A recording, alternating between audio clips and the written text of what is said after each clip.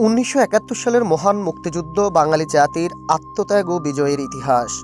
আর এই ইতিহাসের রক্তাক্ত এক অধ্যায়ের নাম পাঁচগাঁও গণহত্যা।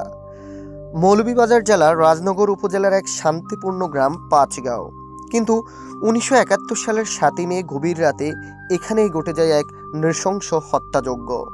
প্রায় ৫০ জন পাকিস্তানি সেনা দুটি ট্রাকে করে আসে গ্রামে।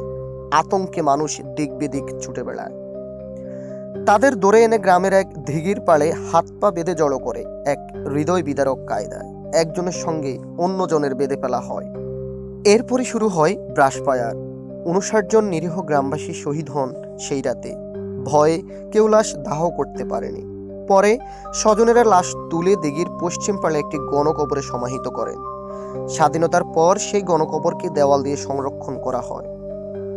পাঁচগাঁও গণহত্যা মুক্তিযুদ্ধে হাজারো গণহত্যার এক করুণ প্রতিচ্ছবি। আজও পাঁচগাঁয়ের আকাশে বাতাসে ভেসে বেড়ায় সে রাতের আর্তনাদ। আমরা যেন ভুলে না যাই কারা জীবন দিয়ে এনেছেন এই স্বাধীনতা।